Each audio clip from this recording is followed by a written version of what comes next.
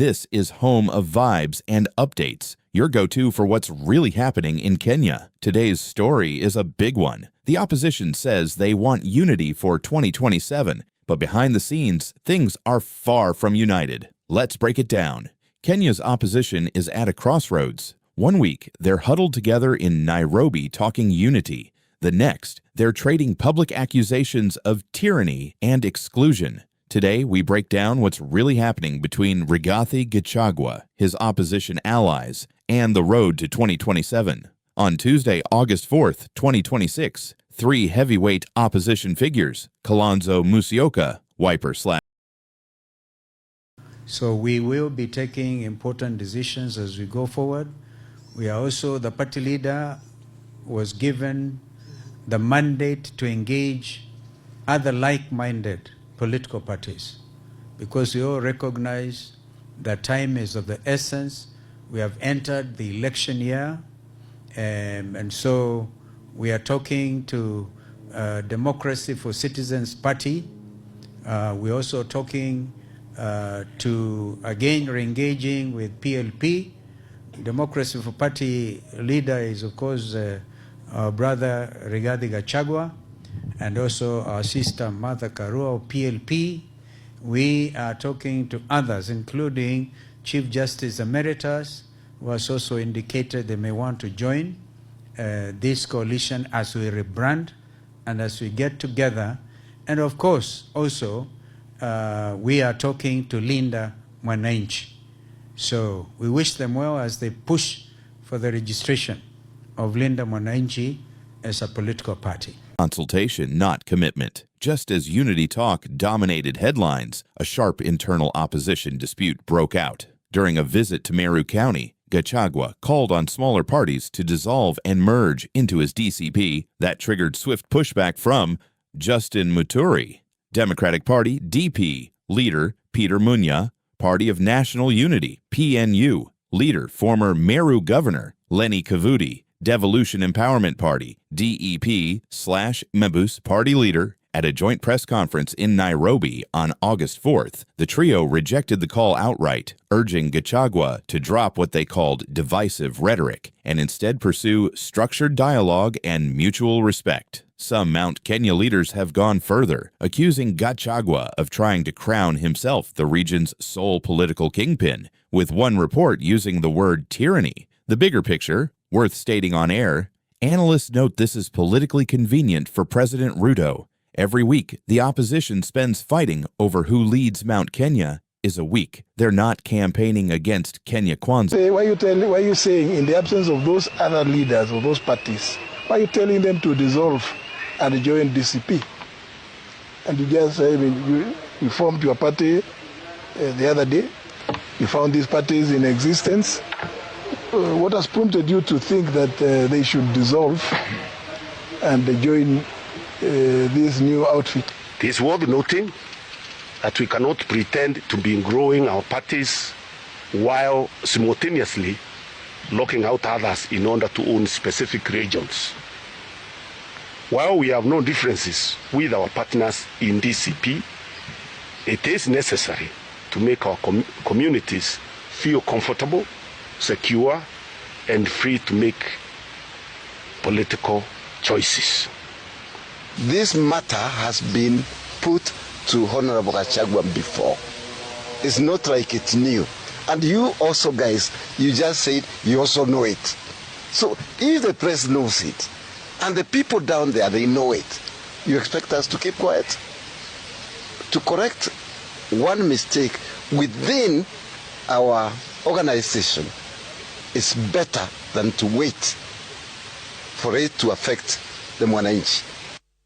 Speaking from his Wamanyoro residence on August 5th, Gachagua pushed back on claims that DCP was trying to absorb or weaken smaller parties, arguing Kenya's democracy is stronger when multiple political parties remain active. He extended an olive branch, appealing to Muturi, Munya, and Kavudi to keep working with him toward the shared goal of defeating Ruto in 2027. While suggesting opposition parties could still unite behind one presidential candidate, even if they field separate candidates for other seats. Nimeona juzi my brothers pale Justin Muturi, Peter Munya na huyu Lene Kivuti wanalia. Ati DCP imekuwa too strong. Rigiji hataki chama zingine. No. I think they are misguided. Mimi nataka vyama nyingi. Kwa sababu moja wa Kasongo. Hao nane wote tulikuwa tunasaidia. So we want political parties mingi. Kila mtu ajaribu. Na mimi sijasema mtu avuje chama yake. No, mimi nasema kila mtu aingie DCP. Si ndio mimi nasema? And I'm doing it daily. Mpaka leo si niko na nyinyi. Niko na watu wengine.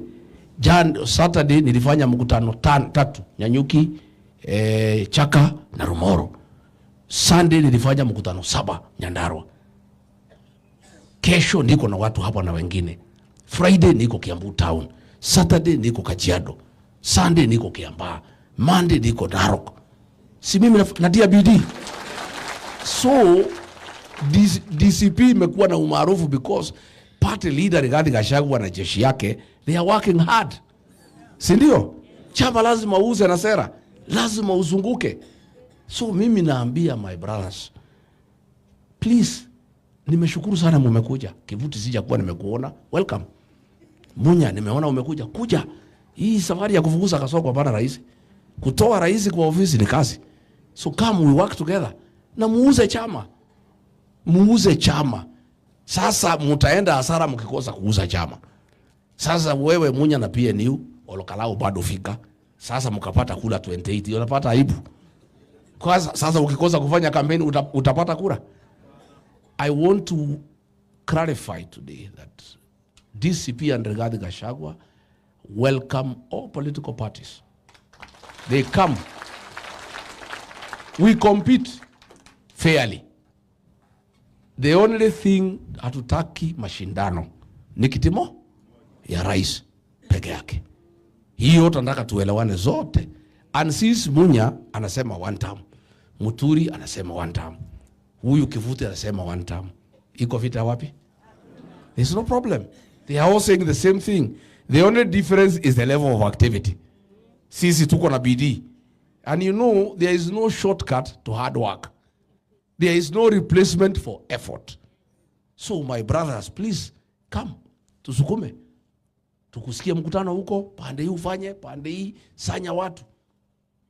Mimi nasimamisha mtu kila pahali. Ile kiti tutaelewana ni ya president peke yake. Na mimi nataka nipewe. Nisipopewa tupewe mwingine. Si ndio? Lakini ya governor Embu niko na mtu. Meru niko na mtu. So how those 2 governors labda ndio wanalia. That one I cannot help them. Hiyo watajitetea kwa raia. But I am saying we have nothing against other political parties, especially hapa Mlimani. Na ujue mimi ninapenda chama zingine. Bere North, at the request of Justin Muturi and Lene Kivuti, I stepped down a very popular candidate wa DCP, anaitwa Mbui. Na wa members wa DCP wakaniletea shida sana. Lakini nikasema kwa sababu Justin Muturi amejitolea sana kwa ukombozi wa Kenya. He has been very active. He has been with us in every meeting. I said, let us step down the candidate as per his request. On top of that, mimi mwenyewe nikaenda mbele for 10 days. Na jeshi langu. Na tukasukuma hiyo mpaka tukashida. Tukaibiwa tukiangalia na macho. Ndio tukajipanga Olokala. Mbele tuliibiwa kama tunaangalia. Mimi nilienda hapo for 10 days. Na jeshi langu to support a candidate wa DP, not DCP. Which demonstrates that I am comfortable with other political parties in this mountain. Because I not only stepped down my candidate, but went to actively campaign kwa candidate wa DP. In fact, nilikaa kwa nyumba ya Muturi. Akanipatia pahali ya kulala, na kitanda, na maji, na sabuni. Sasa kama unalala kwa party leader wa chama ingine, unaweza kuwa na shida na hiyo chama? I am comfortable. And Muturi has been wonderful. If there is one man who have walked this journey with us, tulikuwa naye kwa serikali, tukafukuzwa na Ruto kwa kusimama na ukweli. Na tunaheshimiana sana. Na tumekuwa naye all over Kenya, tukipanga vile Kasongo ataenda nyumbani. But the other 2 brothers niliwaona juzi kwa Azimio, nimeona jana kwa press conference. Mimi naomba hawa, we are also missing you in action. Bwana Kivuti, huko na mali, kuja ujiunge na sisi tufanye hii kazi ya kufukuza Kasongo. Peter Munya, come, we work together. And also build your parties. Please don't embarrass your parties. Usiweke candidate where you have not prepared. Because pale walimruadikili waliweka wakapata kura 70. Hapo Olkalau 28. Sasa wanaanza kulia, oh DCP na tunyanyasa. Sasa CDP tunauza kila siku. We want all parties to be strong. Our sister mother, wonderful Iron Lady, we respect her. Na kwa hii kazi amejitolea na tunamheshimu na chama yake. And we encourage all these parties. Ijiuze. Lakini that does not mean ati sisi tuache kuuza yetu tuangoje. Si sasa kila mtu auza. In a separate viral video, Gachagua warned fellow opposition leaders against expecting boardroom endorsement, telling them to go out and campaign for votes individually rather than wait to be handed a position. This marks a shift from earlier joint platform rallies to leaders increasingly campaigning solo across regions. Mtu auze chama yake. Msikuwe watu ya kulalamika tu kwa press conference. Hii vyama hawezi jengwa kwa mahoteli. Na unajua mimi nimeambia hawa kila mtu walitaka tushinde mikutano Nairobi. Our co-principals. I said no, I'm against that. Kila mtu aende pahali ako na umaarufu. Amobilize watu yake. Mimi nifanye. Kalonzo afanye. Matiang'i afanye. Martha afanye. Wamalwa afanye. Sifuna afanye. Tukimobilize watu wote si basi tuketi.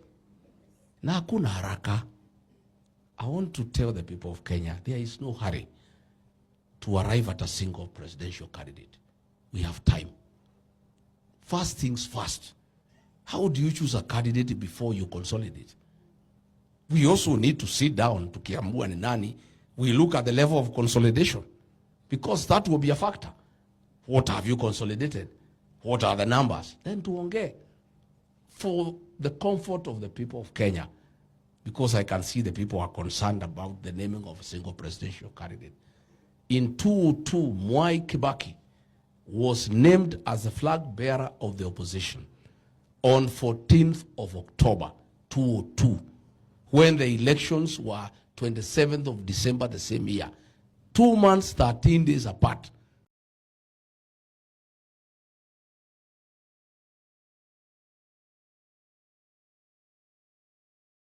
For viewers who need the backstory, earlier this year, Gachagua signaled his camp would not lead protests, only to later cut political deals with the government, describing the current opposition alliance as an alternative government that intends to stay on the streets until the demands are met, if it ever calls for action, useful as context if tensions escalate again. So where does this leave things? On paper, the opposition wants unity against Ruto in 2027. In practice, they're fighting over who leads Mount Kenya, how parties should merge, and who gets to speak for the region. Until that internal contest is settled, the bigger fight against Kenya Kwanza may have to wait. That's the political landscape as it stands today. Date. We'll keep tracking this as it develops. Follow for more updates.